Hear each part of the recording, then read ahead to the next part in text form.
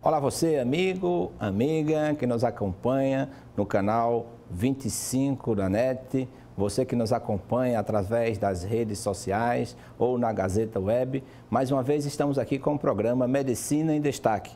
Programa este que traz para você curiosidades, algumas informações peculiares e interessantes. Você como curioso ou curiosa, você como aquela pessoa que tem interesse em saber sobre determinadas doenças. Hoje nós temos um convidado muito especial e você não deve nos abandonar durante o programa, você vai nos acompanhar do início até o fim, porque você sabe como é que está a sua vacinação, como é que estão suas vacinas, as doenças infecto-contagiosas, as formas de preveni-las, as formas de tratá-las.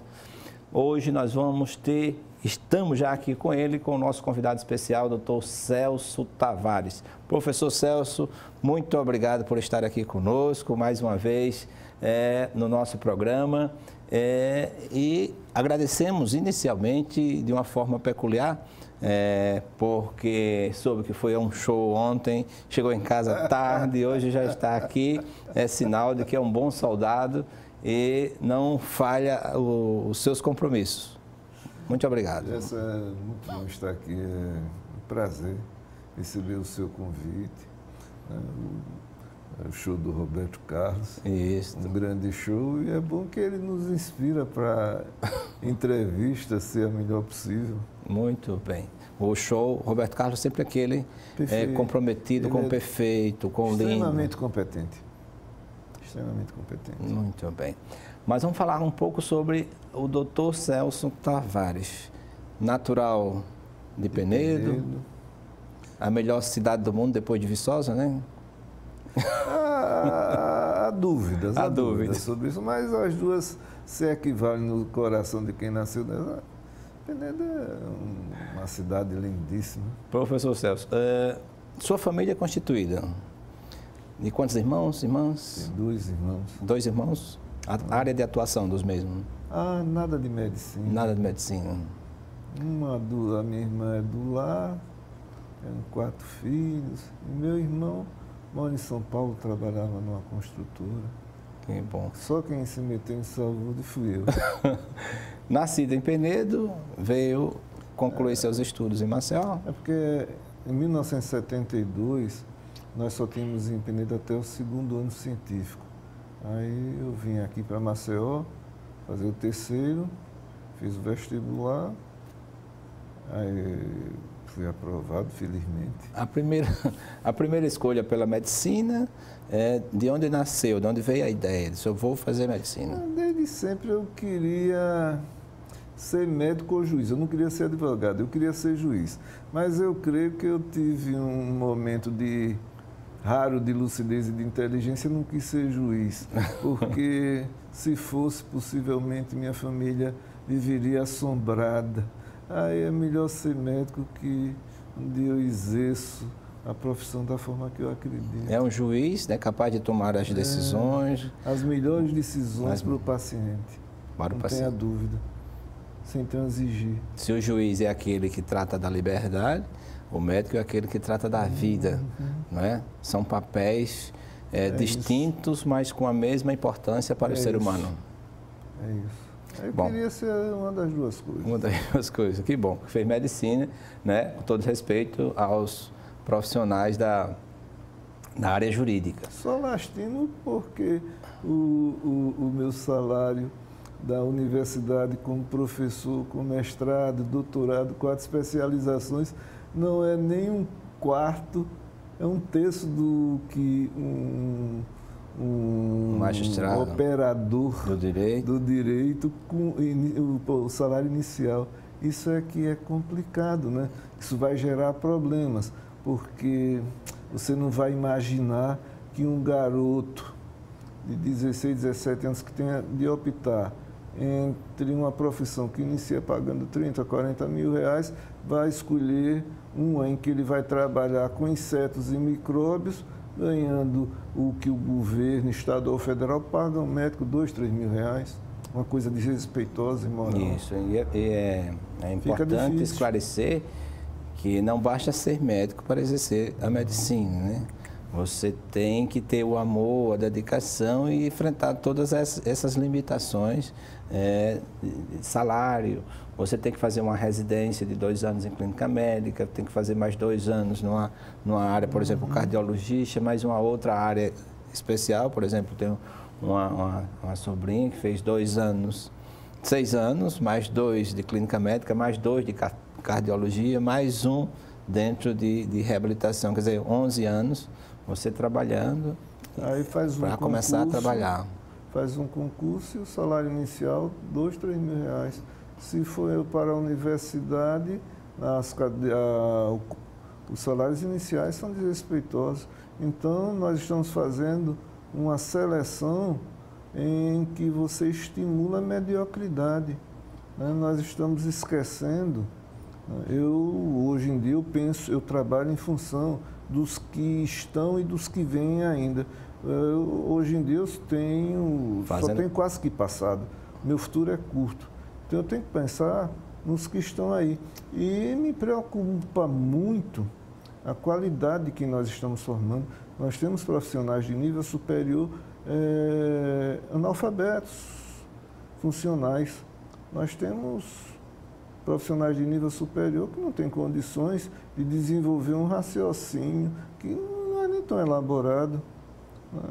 Nós, na verdade, né, nós temos faculdades que meramente vendem diplomas, né? Você entra, você tem garantia que vai ser aprovado, cursos, discursos daquilo, você vai obter um certificado que vai constar no seu currículo e você vai ter uma ascensão funcional.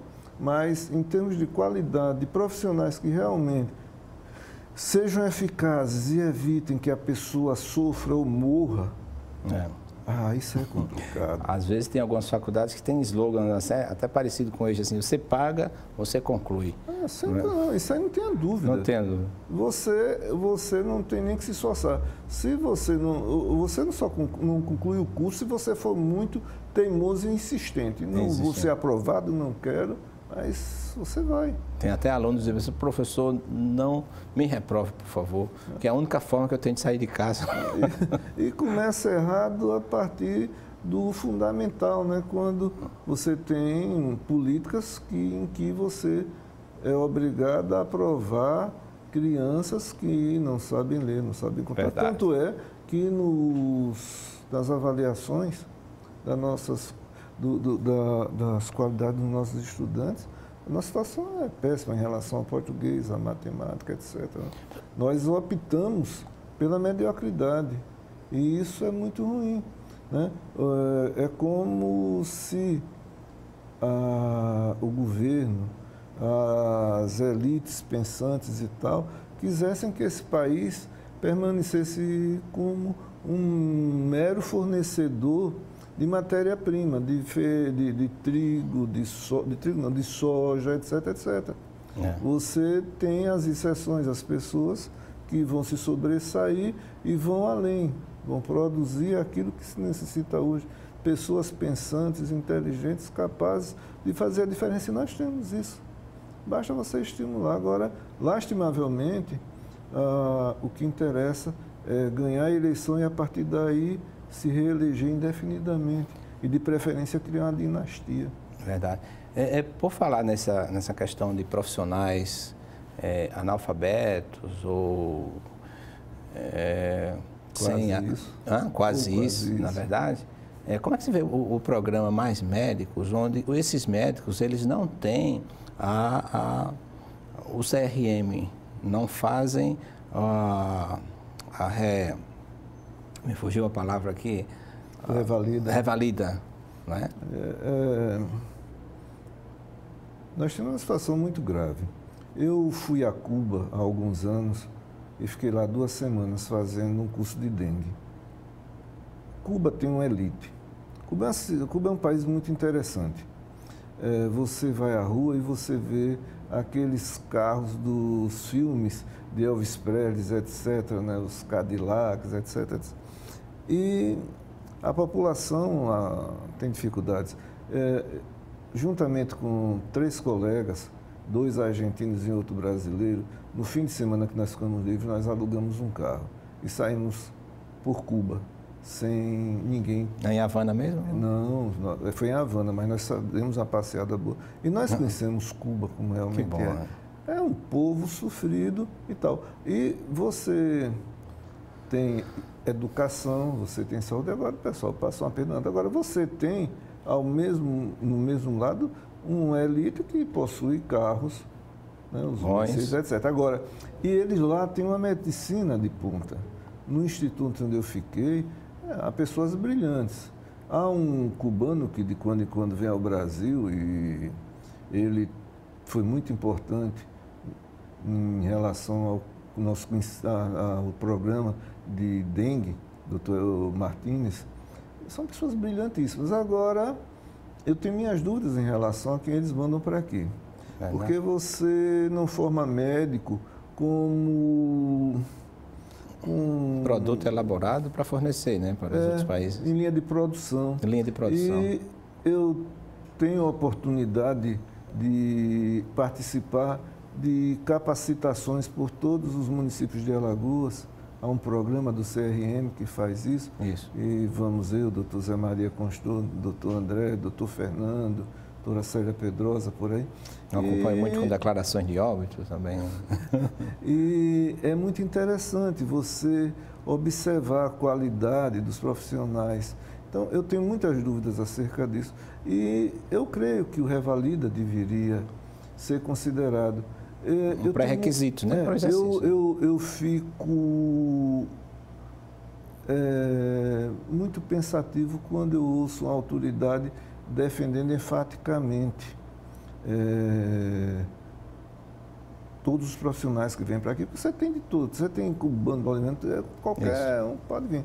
E que essa é a proposta que salvará o país. Eu me pergunto o seguinte, se ele entregaria um filho doente, a esposa, a mãe, para um desses profissionais, qualquer um desses profissionais tratar, né?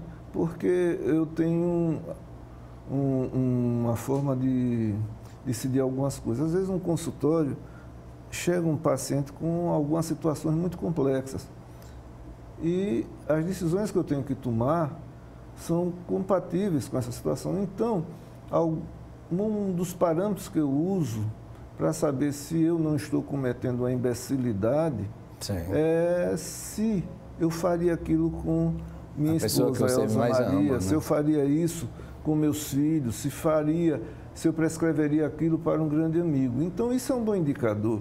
Aí eu me pergunto para esse pessoal que faz essa defesa, se eles fariam isso. Certamente que não, né? Porque quando adoecem, vão para os hospitais de ponta. Tem beneficência portuguesa. Então, não é por aí, certamente. Né? E certamente não é abrindo faculdades em todas as cidades do mundo, porque nós não temos do país, porque nós não temos condições. Uma faculdade de medicina é diferente, por exemplo, com todo devido respeito, de uma faculdade de direito. Uma faculdade de direito você precisa de uma excelente biblioteca, você precisa oferecer aos alunos acesso à rede. Agora, em medicina, você precisa de laboratórios, é um grande investimento. Né?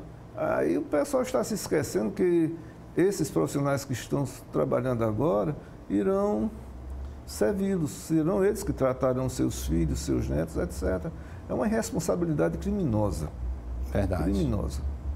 E que responsabilidade essas pessoas têm diante de um evento adverso é classificado, propriamente dito, como um erro profissional. Não responderão diante de uma autarquia de direito público, por exemplo, no CRM. Vão responder na justiça comum ou não. Verdade é que nem na justiça comum eles vão ter um tratamento especial, né? E o que vai fugir exatamente do que constitui a nossa lei maior, né? Nossa carta magna, que todos são iguais perante a lei. E vai ter um tratamento muito especial.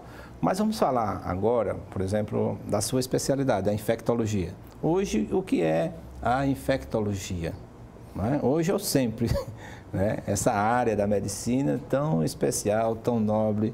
Eu gostei muito de quando acadêmico fui seu aluno lá no... Eu, aluno? Foi, seu aluno. É que eu fui precoce. Não, mas eu mesmo já fui, já estou dando aula para a terceira geração. Já dei aula para a avó, para a filha e para o neto. É interessante, né? Isso é muito bom, né? E lá no HDT, né? No programa anterior, nós conversamos aqui e o professor Zé Maria afirmou assim de forma constrangedora sobre o fechamento daquela instituição, o não fornecimento de medicamentos, de como vem denegrindo tanto no ponto de qualidade como de quantidade de profissionais que exercem essa especialidade. Né, querem formar um hospital geral no qual tenha um infectologista. Fica difícil de entender, né, essa área do conhecimento tão subtraída dos verdadeiros valores, das verdadeiras condições para o exercício. Né? Primeiro, essa infectologia. Nos fale sobre ela e ela em Alagoas. As doenças infecciosas, ao contrário do que se imaginava no final do século passado, na segunda metade do século passado, elas tendem a fazer parte cada vez mais do nosso cotidiano à medida que nós vamos estudando.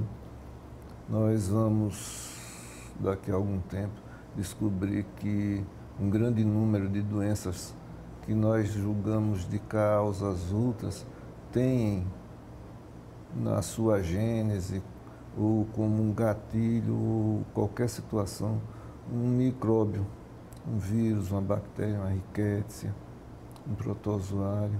Então, é uma especialidade que a cada dia que passa está se tornando mais atual, mais necessária. A cada dia são descobertas mais doenças infecciosas, todo santo dia. Aí eu me lembro que nos anos 60, um prêmio Nobel de Química, se não me engano, lá da Austrália, ele afirmou que as doenças infecciosas tendiam ao desaparecimento graças aos antibióticos e às vacinas. E a partir dos anos 80, assim, você tem um marco que é o início da epidemia de AIDS, essas doenças, mas foi também, coincidentemente, o período em que a tecnologia evoluiu e favoreceu o descobrimento dessas doenças. Então, nós temos mais e mais doenças. E, infelizmente, há uma noção de que elas não são relevantes. Os antibióticos, né, hoje em dia nós estamos enfrentando um grande problema. Os grandes laboratórios estão fechando as suas fábricas, não estão produzindo antibióticos. E as bactérias, elas são muito inteligentes, muito competentes. Estão aplaudindo nessa iniciativa. Eu tenho uma admiração fantástica, sabe? Eu sempre digo que os micróbios são muito competentes. E um dos grandes elogios que eu posso dar a uma pessoa é que ele é competente. As bactérias, elas são inteligentes, elas trabalham em grupo, são solidárias. Se uma consegue desenvolver resistência a um antibiótico, elas imediatamente passam para as outras. Né? Não são como nós humanos mesquinhos que não fazemos isso. Então, hoje em dia, uma das grandes ameaças que nós nos defrontamos é o que se chama de era pós-antibiótica. Atualmente, a gonorreia, que era uma doença besta, né? Tanto é que quando apareceu o HIV, as pessoas diziam, ai, que saudade da gonorreia, tal. Hoje em dia nós não temos quase que antibióticos para tratá-la. Um dia desses eu estava brincando com um colega que vai chegar a um ponto que para tratar essa doença vai ser necessário tiro de 12. Porque você não tem antimicrobiano. Os últimos 2 antibióticos que nós temos disponíveis, o gonococo já está apresentando resistência. Então, se estima que em 2050 as despesas com infecções cheguem a 100 trilhões de dólares. Eu não estou falando em bilhões, não, estou falando em trilhões com T. Nós vamos começar a morrer de problemas que eram comuns no início do século XX, no passado. Um mero arranhão de um arame vai dar uma infecção, você vai perder o braço, vai ter uma sepsemia e vai morrer. Você vai morrer de pneumonia, você vai morrer por qualquer infecção banal. Vai acontecer isso. E também as vacinas. Isso, é assim, aí pergunta, em contraposição a um progresso nas vacinas. As vacinas, nós hoje em dia temos vacinas contra um sem número de doenças, mas, contrapondo-se a isso, nós temos uma coisa imbecil, criminosa, que é um tal do movimento anti-vacina. Isso é uma coisa complicada, porque movimento?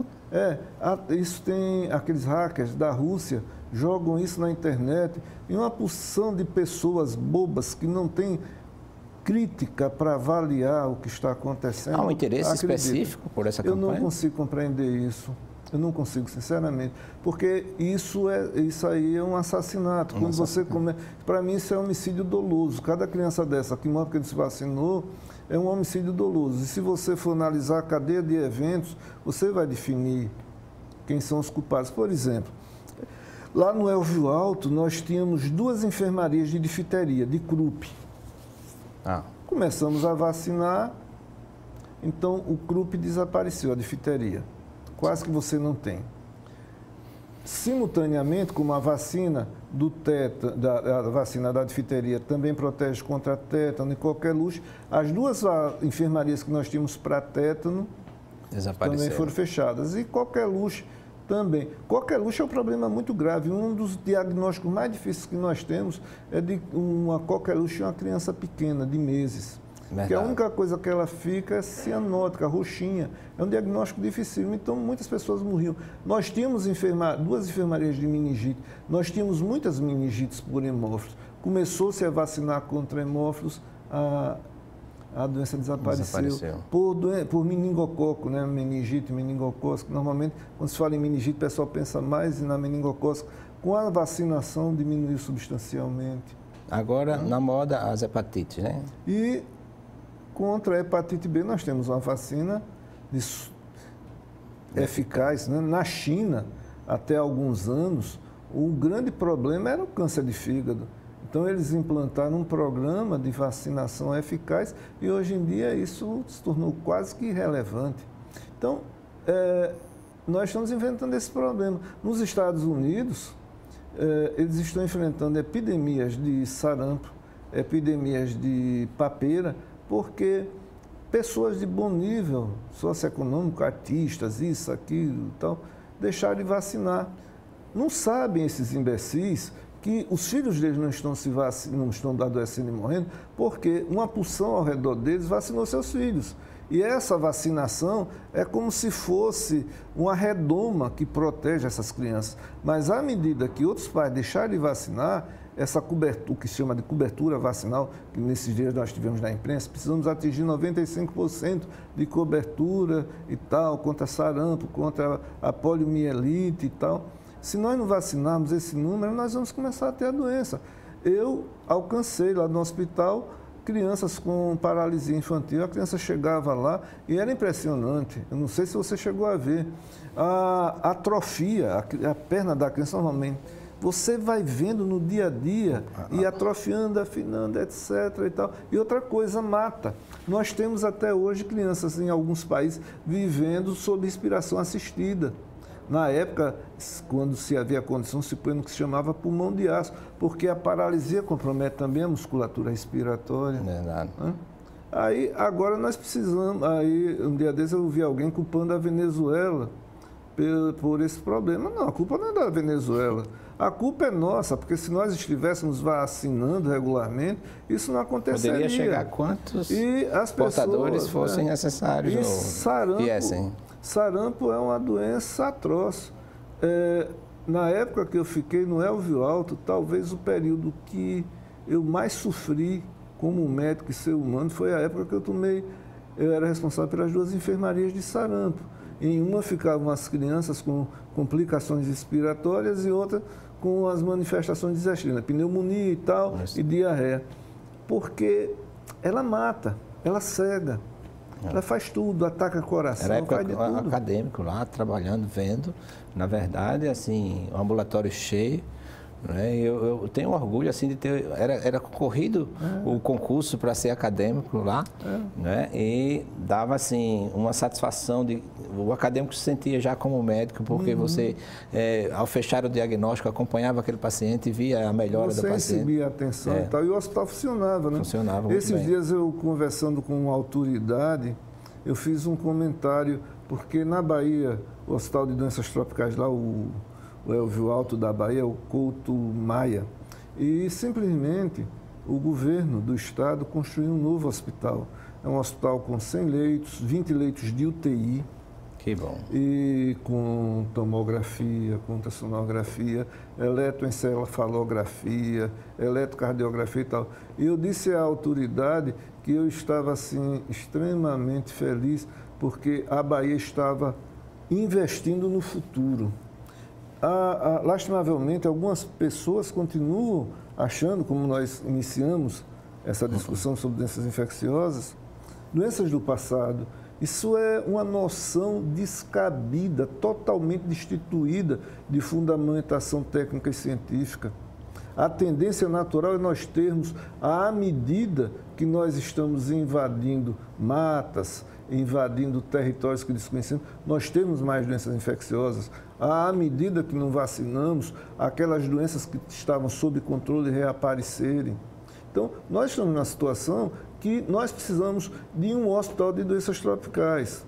Aquele prédio ali, se você for olhar no Google Maps, ele está colocado, aquela planta, preparar a planta e jogar no terreno. Você vê que ele está numa posição que não tem ventilação. Então, seria necessário, e já como o governador está construindo diversos hospitais, eu imploraria a ele que construísse um hospital de doenças tropicais ao Dr. Christian. Isso não é volta ao passado, isso é ver o futuro. Porque ver o futuro, Alagoas tem uma estrutura que justifica isso. Em Alagoas ainda se morre por calazar, por leishmaniose visceral, como bem me corrige a professora Célia Pedrosa. E isso é muito preocupante, porque para você morrer por leishmaniose visceral, é preciso muita boa vontade. Você e os que lhe cercam têm que colaborar muito, se esforçar muito. Para mais que ou menos haja, aquilo que a gente está falando. para do que ensino. tenha... É uma doença que evolui muito lentamente. Então, isso me traz preocupações, porque nós estamos em tempos de doenças veiculadas pelo Aedes aegypti. Isso, aí falar sobre essa arbovirose e dizer que nós temos um potencial. Como é que está o potencial? Sabemos que estava falando das bactérias que são inteligentíssimas, né? E o Aedes aegypti é flex, né? Não é? Transmite a dengue, tudo que você quiser, febre amarela, E qual o potencial hoje de risco da febre amarela aqui em Alagoas? Primeira coisa, eu creio que se Darwin fosse escolher a capa da origem das espécies hoje, na capa a imagem que ele poria seria de um Aedes. O Aedes é um mosquito de extrema competência. Ele se adaptou... Está valendo tem um valor muito especial no mercado, né?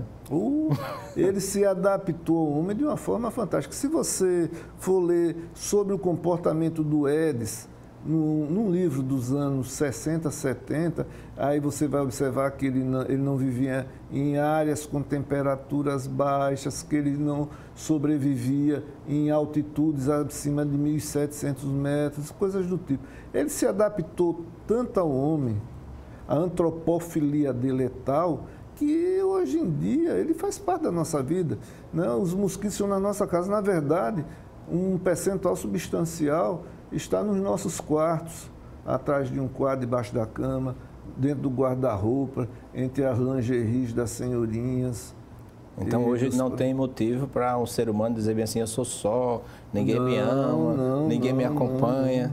Sempre se procurar vai encontrar muito desses mosquitos. Né? Nós temos aqui um cidadão extremamente competente, o Fernando. Pedrosa. Carlos Fernando. ele trabalha com essa parte de mosquitos e tal, e ele fala que o mosquito tem mais intimidade com você do que sua esposa. Verdade. E é verdade. E aí, voltando àquela questão... Ele chega ao leito, né? Lhe beija, né? Suga o seu sangue. E outra coisa, ele não só pica durante o dia, ele pica à noite. É lembrar que quem pica é a fêmea, ela é uma mãe. E mãe é mãe, não importa a espécie, ela precisa do sangue para que os filhinhos, para que os rebentos estejam bem. Então, ela vai, se você passa o dia fora, quando chega de noite em casa, ela vai lhe picar, isso não tem para onde correr. Agora, voltando à história da leishmaniose, aí qual é o meu receio? Leishmaniose, você precisa de um tempo razoável para morrer, né? Meses, às vezes. Né? Lá no Elvio Alto, nós às vezes chegava alguém morrendo, não, mas 3, 4, 5, 6 meses, se não for tratado, a coisa complica. Mas nessas doenças transmitidas pelo Aedes, você morre em 3, 4, 5, 6, 7 dias. Então, se nós não temos capacidade para diagnosticar e tratar uma doença que evolui tão lentamente, como diagnosticar e tratar essas que têm essa evolução rápida? Verdade. Esses dias, nós tivemos uma situação que me deixou temeroso. Foi a detecção de um vibrião colérico ali em Porto Calvo. Felizmente,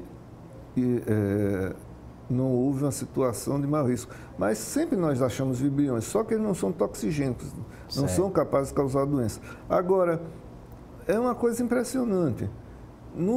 Quando houve a epidemia aqui em 91, a Secretaria de Saúde, a Estadual de Saúde, tinha uma rede de hospitais que funcionava precariamente ou satisfatoriamente, depende da avaliação de cada um, mas é uma coisa interessante. Esses hospitais realizavam cesáreas, cirurgias, eles faziam cirurgia de vesícula, ali em União dos Palmares, o baço do pessoal da apêndice e tal.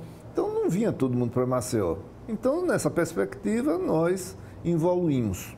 Né? Verdade. Eu lembro da inauguração do pronto-socorro, agora o Pada, né, nosso amigo que está nas alturas, ele dizia no seu discurso, daqui a 20 anos nós vamos ter problemas com a emergência em Alagoas. Não foram 5 anos, já estavam estagnados por conta da falta de apoio da manutenção desses hospitais no interior, na Santa Casa de Penedo, Santa Casa de São Miguel, né, o Hospital de Viçosa e tantos outros que eram referência para toda uma região. Há uma política que foi... O SUS é lindíssimo, agora nós precisamos fazer com que ele funcione.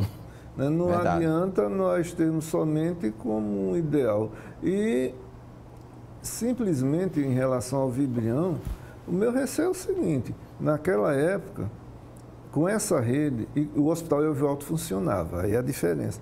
Nós íamos às cidades e aos hospitais conversar com quem trabalhava, com quem estava na linha de frente. Nós sabíamos, durante a epidemia, que no hospital estava se utilizando o antibiótico de uma forma diferente do que estava no protocolo, nós íamos lá. Então, Alagoas obteve um resultado fantástico. O número de mortes em Alagoas foi pequeno. O número razoável de mortes aconteceu no translado, porque algumas cidades, aquela história da ambulância terapia, já havia, o pessoal insistia em mandar aqui para Maceió. E nesse translado, as pessoas morriam. Até, às vezes, eu fazia um comentário, porque eles morriam ali naquela área ali perto do aeroporto. Eu até dizia que acreditava que ali havia um portal para outra dimensão, que as pessoas morriam ali porque já facilitava a passagem. Porque naquela área, o paciente vinha de sua cidade e chegava a um ponto de uma desidratação tal que morriam aqui. Mas a maioria dos pacientes se salvava. E sem essas unidades funcionando adequadamente, aí o que é que funciona aqui hoje em dia no estado? Com algumas unidades de Arapiraca, o Clodolfo em Santana do Ipanema e algo em Delmiro. Mas em Delmiro o pessoal todo está indo para Paulo Afonso. Então nós temos dificuldades. Em Penedo a situação de saúde, para fazer frente a essas demandas, não vai. Você não tem. A situação do Elvio Alto hoje é calamitosa, né? O hospital foi abandonado. E a gente vê em plena campanha política, né, um candidato que seja capaz de dizer bem assim, olha, vamos resgatar, e é importante que você vai sair para votar, e veja alguém que tenha um compromisso, exatamente. Há um silêncio criminoso. Há um silêncio criminoso. Há um silêncio criminoso. Todos colaboram para esse desgaste. É tamanho. Como se isso tivesse sido obra de um planejamento muito bem feito há algum tempo e vamos enfraquecer para que daqui a pouco isso se torne algo desnecessário. O hospital está funcionando à custa de alguns colegas que estão lá, mas eu acho muito difícil. O reitor da universidade, da Uncisal, ele se vê perante muitas dificuldades. A universidade cresceu muito sem uma estrutura que possibilitasse. E o Elvio Alto é um hospital que você precisa antever as demandas, as necessidades. Então não dá para você seguir toda aquela rotina, etc. e tal, que normalmente nós estamos acostumados nas instituições de ensino. O Elvio Alto é uma emergência. O hospital Elvio Alto não é hospital de urgência, é emergência. Você está no ambulatório, chega alguém morrendo.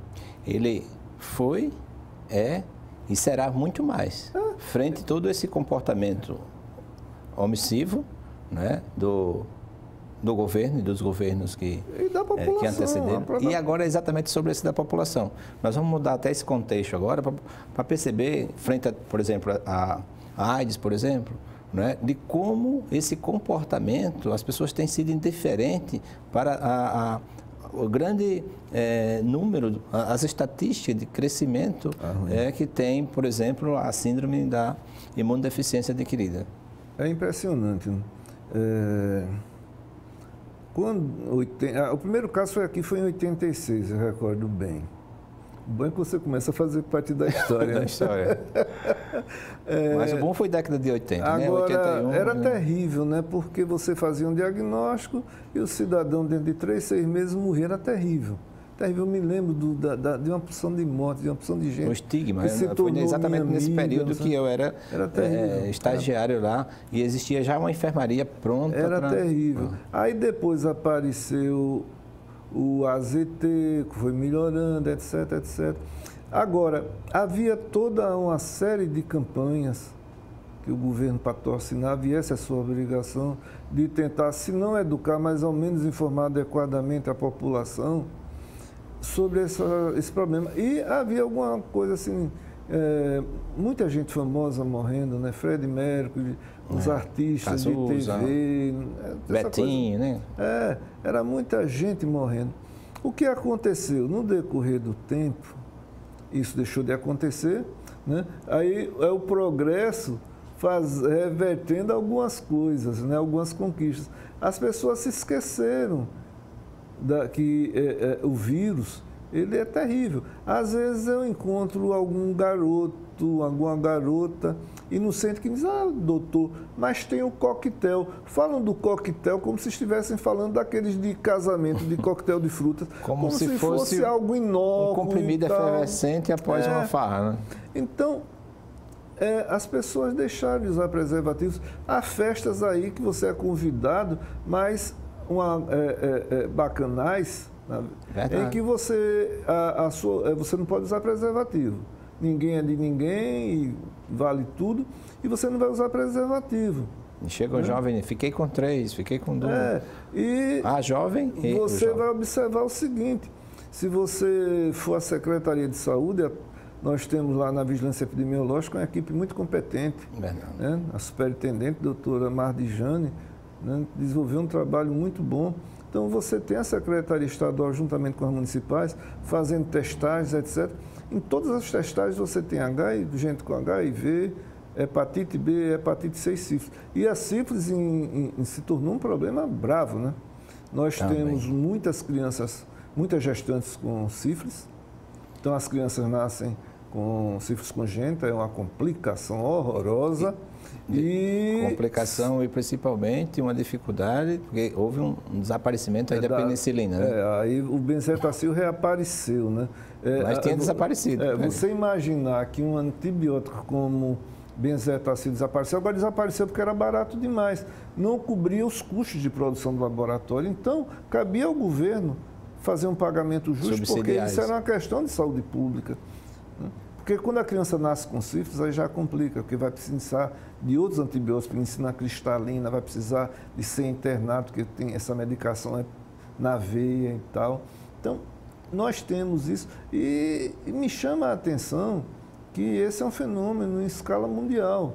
Você vai ver nos Estados Unidos, etc., a frequência de sífilis aumentou nos últimos anos.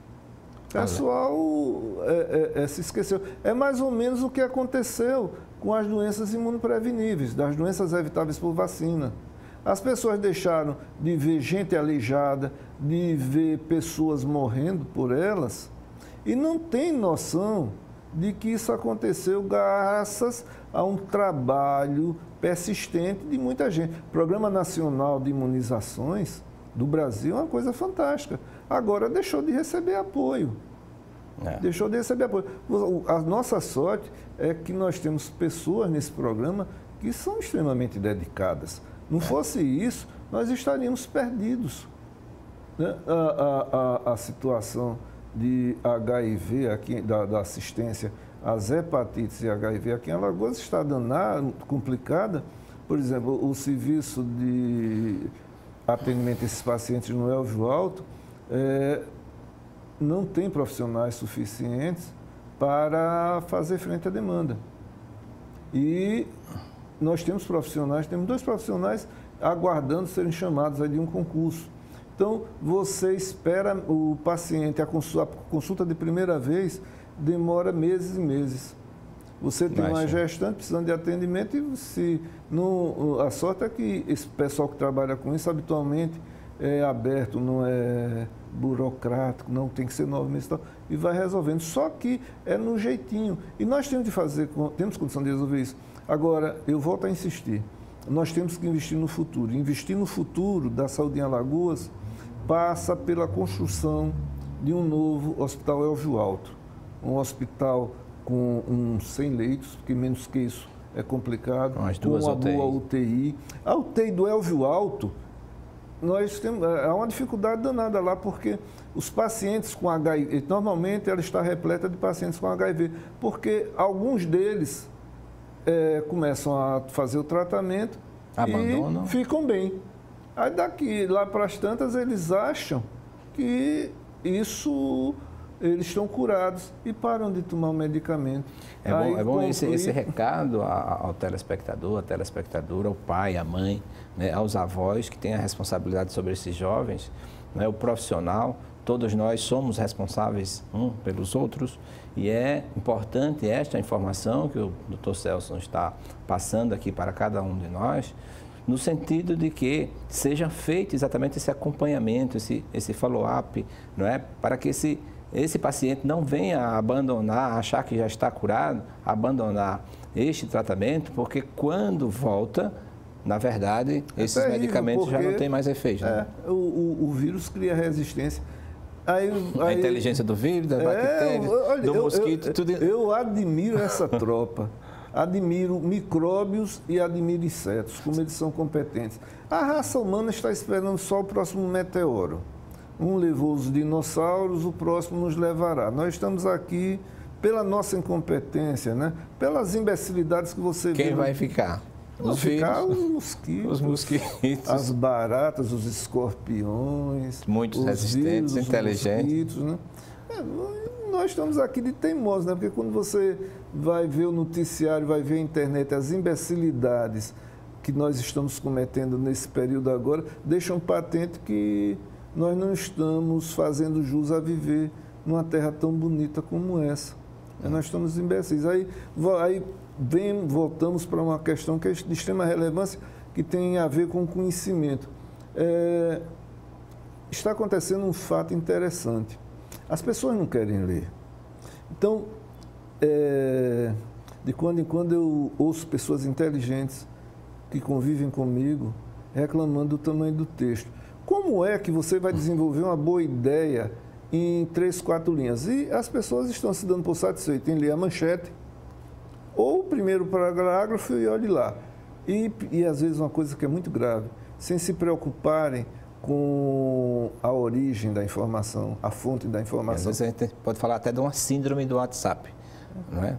Que você chega a manchete, deleta rápido, e isso nos preocupa com relação até nos relacionamentos, onde aparece uma pessoa que está disposta a ser sua amiga e permanecer, mas você descarta como se fosse uma mensagem. E fora isso, em termos de conhecimento, nós estamos nos tornando uns perfeitos imbecis. Imbecis. Né?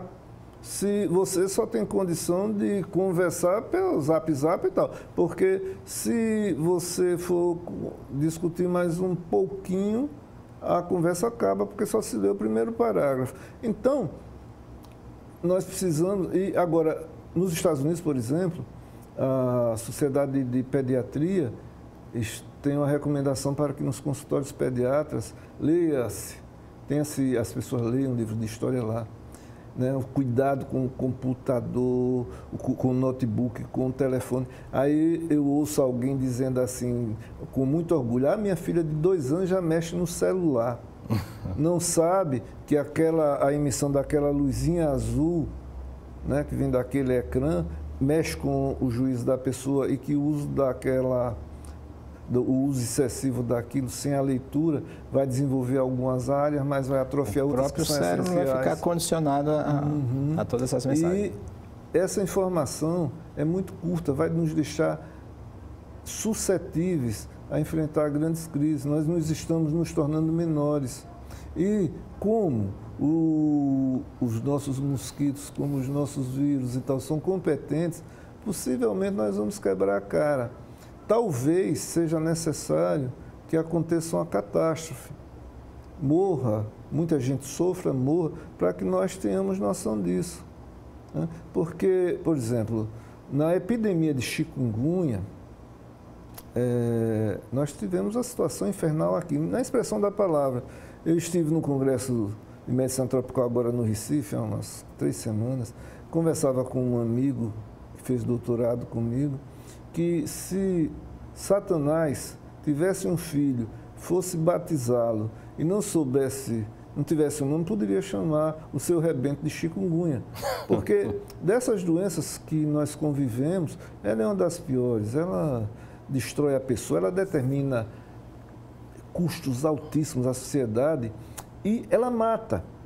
Uma noção equivocada que durante um tempo ainda se manteve foi a dengue mata, chikungunya e zika não mata. Isso é mentira. Um dia desse eu peguei um caso de um cidadão de 80 anos que morreu com zika. O vírus estava no coração e no sistema nervoso central. E chikungunya, quando na Índia aconteceu isso e tal, eu pedi ao pessoal da secretaria a mortalidade de idosos, de morte de maior de 60 anos em Alagoas no período que antecedeu a epidemia e durante. Houve um excesso de mortalidade. E isso eu sabia, porque como eu atendo uma porção de gente do Agreste, do Sertão, daquela franja ali da divisa com Pernambuco, eu sabia que os nossos coveiros estavam trabalhando a lei do necessário. Só que, aí vai para a sua área, na declaração de óbito não constava chikungunya. Vinha lá complicações de hipertensão, de diabetes, disso, daquilo. É isso. Então, nós estamos enfrentando inimigos poderosíssimos e não estamos vacinando, não estamos investindo na formação dos pacientes. A única unidade que nós temos de referência do SUS em Alagoas para doenças transmissíveis hoje funciona à custa dos esforços de doutora Luciana e um grupo lá dentro. A maioria dos médicos está saindo porque nós chegamos a um ponto em que você tem antibiótico de plantão. Aquela coisa ridícula que você ouvia falar somente aqui e acolá, né? Qual é o antibiótico de hoje? Não, nossa referência você tem que ter todo um arsenal para fazer frente. Né? Você pega lá um caso que pode ser aquele que vai gerar aquela grande epidemia que vai matar nossas famílias. Então você tem que fazer frente a isso. Nós agradecemos ao Dr. Celso. É pena que o programa é tão curto para tantas informações. Nós chegamos ao final, recebi um sinal aqui de que nosso tempo está esgotado. Nós só temos que agradecer, Dr. Celso, pela sua disposição em estar aqui conosco. Tenho absoluta certeza de que voltará o mais breve possível para nós falarmos de doenças, por exemplo, da água. Nós vamos falar sobre as doenças do verão e outras coisas que a infectologia também contribui. Deixa a sua mensagem. Sim. Eu vou manifestar a minha crítica a uma coisa. Não é aqui o caso, o tempo foi bastante razoável, mas os órgãos de comunicação oferecem muito pouco tempo a questões relevantes que põem em risco nossas vidas. Né? Você vai, às vezes, a alguns programas que têm grande audiência, aí você tem 30 segundos para falar sobre algo que mata e depois em alguma matéria que é muito interessante. É uma banda que apareceu agora de não sei o que lá, assunto tal e qual, que possivelmente vai dar mais audiência. Então, talvez esteja na hora dos órgãos de imprensa assumirem esse papel social de levarem a população à real situação que nós estamos vivendo.